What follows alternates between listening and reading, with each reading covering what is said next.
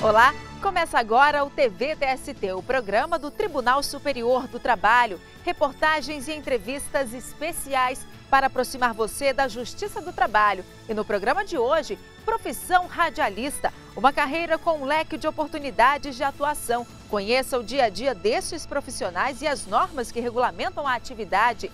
TST entende que empregado que ficava à disposição do chefe pelo celular, inclusive nos fins de semana, não tem direito a horas de sobreaviso. Infâncias roubadas, a luta da Justiça do Trabalho brasileira para erradicar o trabalho infantil. Tudo isso e muito mais, o TVTST está no ar.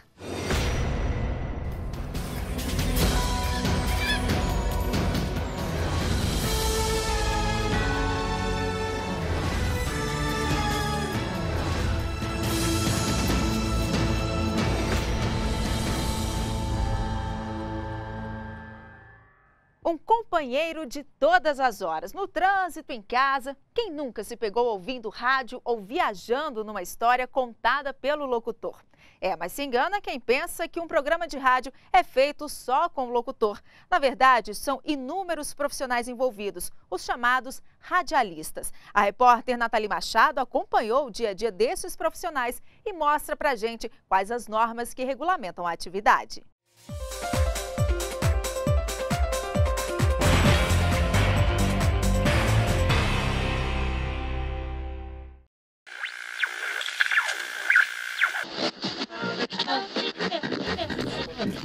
Segundos aí.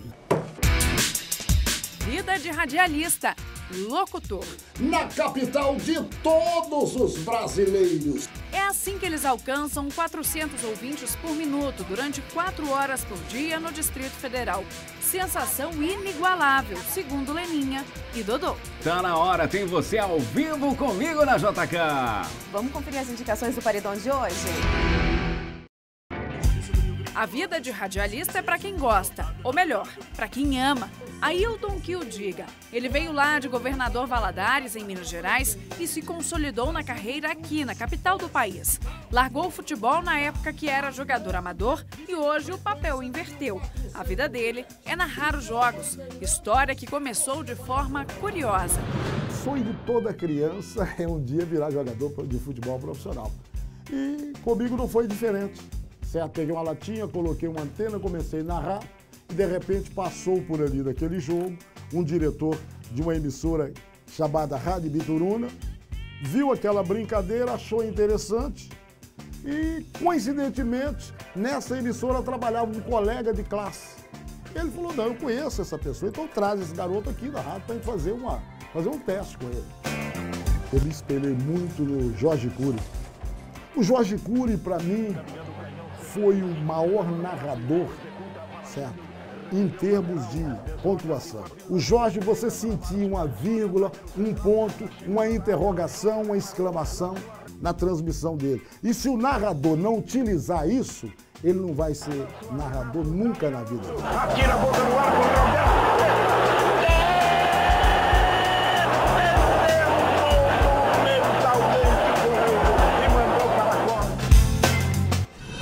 Ao contrário do que muita gente pensa, o radialista não é apenas aquele profissional que fica dentro do estúdio conversando com o ouvinte ou então narrando um fato.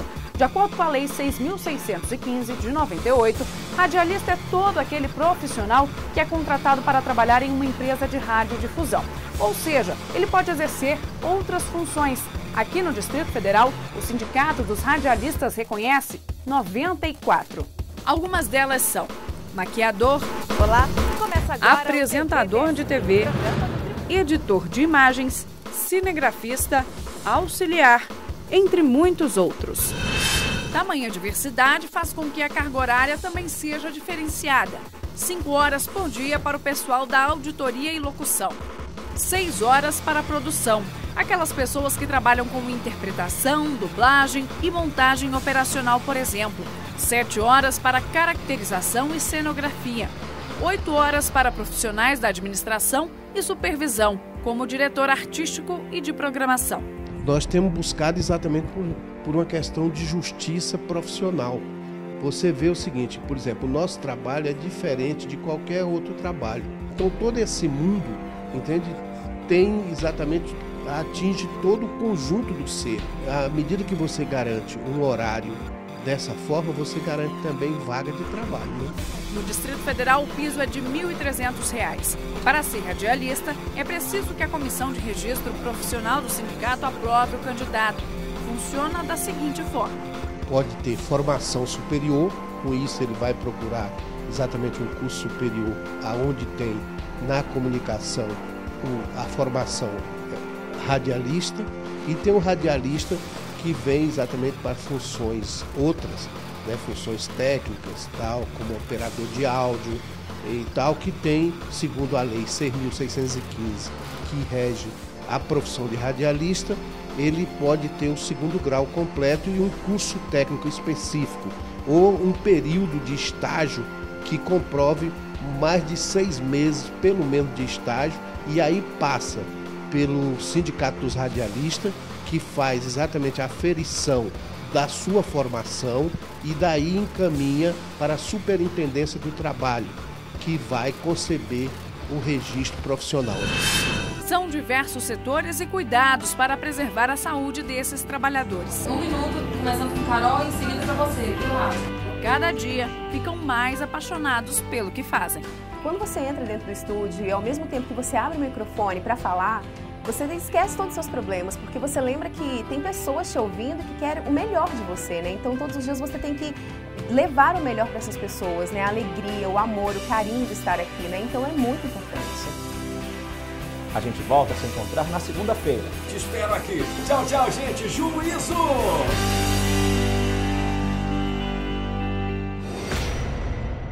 Convidamos a ministra do TST, Maria Cristina Peduzzi, para tirar dúvidas da população sobre questões trabalhistas. Confira.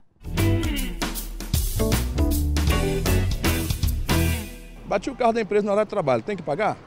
Não.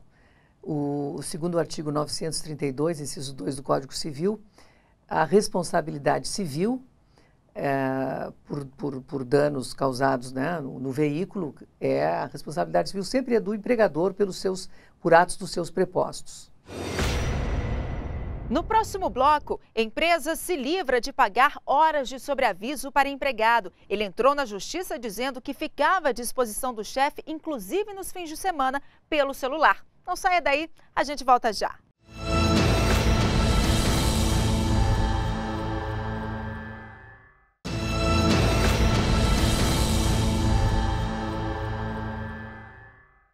Veja o que foi destaque esta semana no Tribunal Superior do Trabalho. O Tribunal Superior do Trabalho realizou o primeiro encontro de gestores regionais do Programa de Erradicação do Trabalho Infantil. O grupo é formado por 2 ministros do TST, um desembargador e 7 juízes de primeiro grau. A ideia é que os 24 TRTs se mobilizem e ajudem a conscientizar a população sobre os riscos da exploração infantil. Segundo os dados da Organização Internacional do Trabalho, 3.600.000 crianças trabalham como adultas no Brasil e, por mês, pelo menos uma morre vítima de acidente de trabalho. Não é possível que hoje ainda convivamos com situações deploráveis em que a infância e a juventude se vejam compelidos a um trabalho tão degradante como esses que citei, em carvoarias e outras situações análogas de acentuado risco social, físico e mental. Durante sessão do órgão especial no TST, o corregedor-geral, ministro Ives Gandra Martins Filho, apresentou um levantamento de desempenho dos tribunais regionais do trabalho. O ministro destacou o que chamou de harmonia dentro dos TRTs. De acordo com o corregedor, foi necessário fazer um trabalho de harmonização nos TRTs da 5ª e 20ª regiões. O desempenho dos servidores e a estrutura física das cortes também foram alvo do levantamento. O que o corregedor tenta verificar numa das vertentes principais dessa atividade correcional é se há equilíbrio nessa equação. O que se exige dos juízes é uma justiça célere, uma justiça de qualidade, uma justiça barata. Isso está ocorrendo efetivamente no Brasil. O que eu verifiquei é que em alguns tribunais a carga de trabalho dos desembargadores supera em muito a capacidade humana de dar uma resposta rápida à demanda processual. Maquinista ferroviário é assunto da súmula número 446 do TST. Veja o que ela diz. A súmula 446 do TST diz: a garantia ao intervalo intra-jornada, prevista no artigo 71 da CLT, por constituir-se em medida de higiene, saúde e segurança do empregado, é aplicável também ao ferroviário maquinista integrante da categoria C, não havendo incompatibilidade entre as regras inscritas nos artigos 71, inciso 4º e 238, inciso 5º da CLT. Anteriormente à edição dessa súmula, muitas ações foram propostas na Justiça do Trabalho. Não havia um entendimento absolutamente assim coerente com relação a isso em alguns tribunais, mas o Tribunal Superior do Trabalho, com essa súmula, pacificou a matéria, de modo que não se discute praticamente mais hoje o fato de que o maquinista de trem, trabalhando há mais de 6 horas, faz jus também ao intervalo intra-jornada. Horas de sobreaviso, ou em outras palavras, o tempo que o trabalhador fica à disposição do patrão, mesmo depois de cumprir sua jornada. Uma questão complexa, mas que envolve muitas pessoas que trabalham neste esquema. E um caso que chegou ao Tribunal Superior do Trabalho, uma empresa se livrou de ter que pagar horas de sobreaviso ao empregado. Ele entrou na justiça dizendo que ficava à disposição do chefe, inclusive nos fins de semana, pelo celular. Entenda o caso na reportagem de Rafael Porfírio.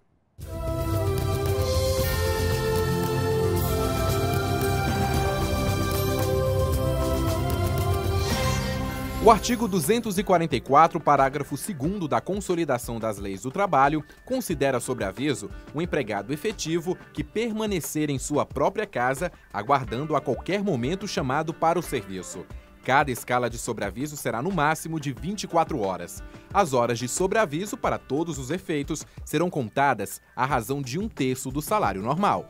Seja nas férias ou nos finais de semana, o que o trabalhador faz quando aparece no visor do celular a ligação do patrão? Será que isso acontece muito? Já faltou algum funcionário dele, ele me ligou para eu poder ir no lugar dele, né? Às vezes sim, né? Mas quando a gente faz, a gente ganha um méritozinho, né? Depois, quando quer tirar alguns dias de folga. Na realidade, ela não chama para trabalhar, ela chama para a gente tirar algumas dúvidas, né? Que na realidade é um trabalho, né? Você ganha por isso? Sim. Não é no contra-cheque, mas a gente ganha de outro jeito. Caso efetivamente trabalhe, deve receber hora extra equivalente ao período trabalhado. Agora, se a empresa deixar à disposição do empregado um aparelho celular, é caracterizado sobreaviso, mesmo quando o patrão não informa antes que vai ligar? O que caracteriza o sobreaviso é a limitação à liberdade de locomoção do empregado, ou seja, o empregado, quando ele está de sobreaviso, ele fica normalmente em casa aguardando um chamado. E o fato do empregado utilizar um celular da empresa, isso não restringe a sua liberdade, ele não tem que ficar em casa aguardando o chamado. Se ao final do expediente você recebe um comunicado que estará de sobreaviso, normalmente, e é o que em regra acontece, o empregado fica em casa aguardando um chamado para que ele retorne ao trabalho, mas independente ou não do celular. Por causa disso, os ministros do Tribunal Superior do Trabalho não aceitaram o pedido de um consultor de negócios da Liquigás em Santa Catarina. Na justiça, o trabalhador alegou que deveria receber as horas de sobreaviso porque permanecia sob o controle da empresa pelo celular. Por não ficar comprovado o chamado da empresa para o trabalho fora do expediente, o relator, ministro Guilherme Caputo Bastos, concluiu não haver restrição na liberdade do trabalhador fora do serviço e que o funcionário não era submetido ao controle da empresa. Não perca no próximo bloco Infâncias Roubadas, a luta da Justiça do Trabalho brasileira para erradicar o trabalho infantil. Não saia daí, a gente volta já.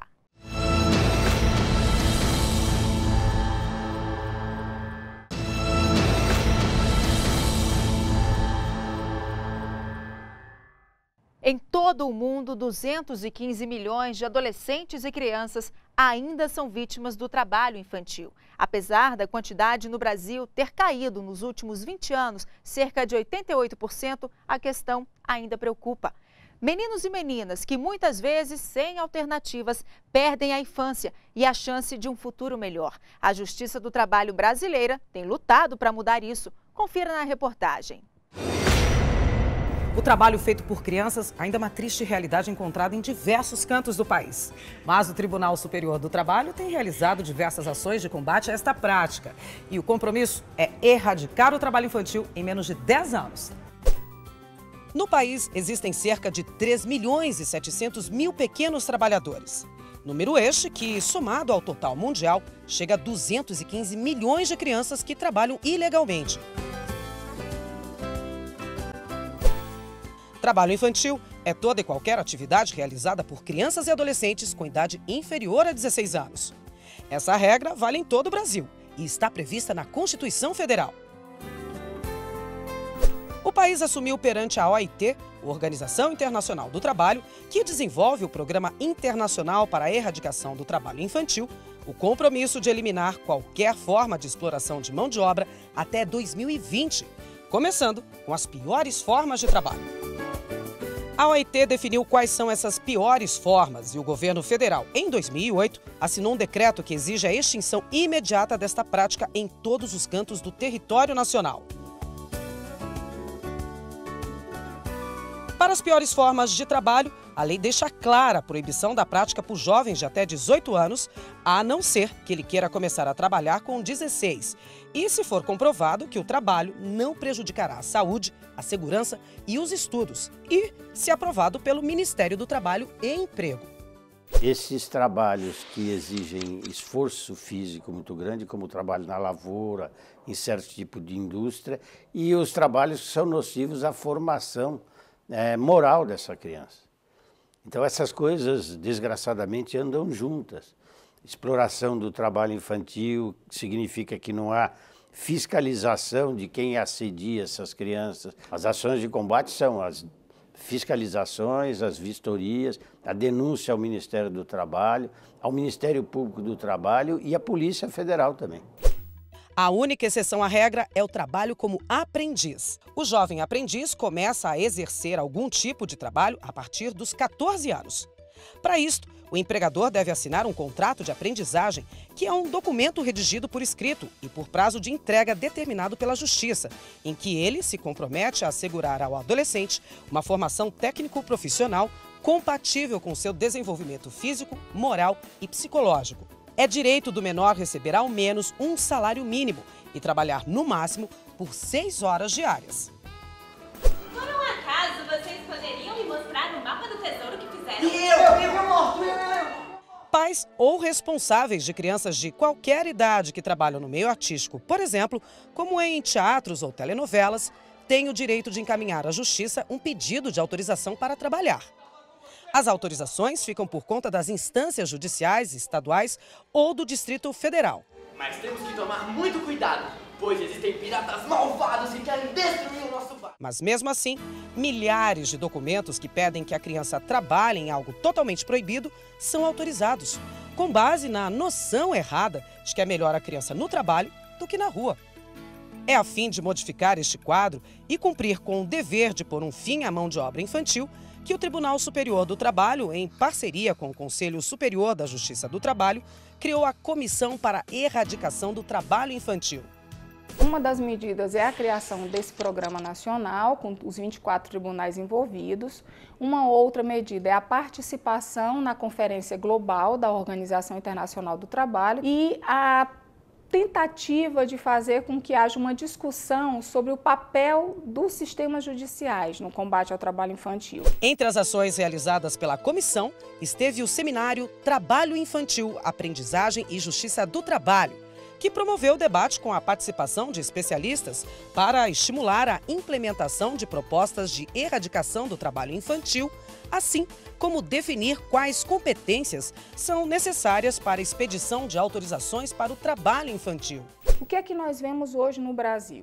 90% daquelas pessoas que foram resgatadas do trabalho análogo à condição de escravo são originárias do trabalho infantil. Então vejam que essa história de que trabalhar cedo forma o cidadão não é verdade. Forma um cidadão em um trabalho precário, forma uma pessoa explorada. E o que é que nós queremos? Nós queremos que as nossas crianças e adolescentes cresçam para um país em desenvolvimento e não para uma situação de superexploração e pobreza. A cartilha Trabalho Infantil e Justiça do Trabalho, Primeiro Olhar, lançada em 2012 pela Comissão para a Erradicação do Trabalho Infantil, também está disponível para qualquer cidadão que queira tirar as principais dúvidas e saber como a Justiça do Trabalho contribui para o fim do trabalho infantil. Na cartilha existem informações muito importantes. Aqui ela explica com clareza o que é trabalho infantil, qual o papel da Justiça do Trabalho para acabar com tudo isso. Aqui ela também fala sobre a autorização do trabalho do jovem aprendiz e, claro, como proteger a criança do trabalho precoce.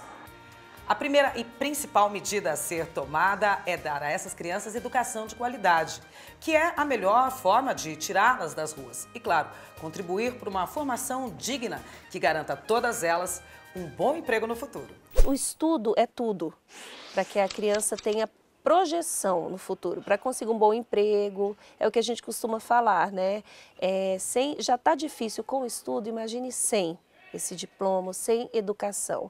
E é exatamente isso que ele precisa para formar opinião, para conseguir lutar pelos seus direitos também, saber dos seus deveres. Então, a educação é a base sólida, é aquilo que ninguém vai tirar dele. Outra medida é garantir a necessidade de proteção integral e prioritária das crianças. Os programas sociais de distribuição de renda não preenchem integralmente a garantia que faça com que a criança fique em casa. Em relação a esse tipo de atividade informal, que inclusive é a de mais difícil enfrentamento, nós também temos o papel de cobrar do município onde aquelas crianças, onde aquela situação de trabalho se encontra, cobrar também as políticas públicas que prestem atendimento não só à criança, como à própria família também, a geração de emprego e renda, a inclusão da criança na escola em tempo integral para diminuir o tempo que ela fica ociosa e, portanto, né, sendo vulnerável à exploração do trabalho infantil. E você também pode colaborar para erradicar o trabalho infantil denunciando na ouvidoria do Tribunal Superior do Trabalho. O telefone é 0800 644 3444 e tem também o e-mail ouvidoria@tst.jus.br.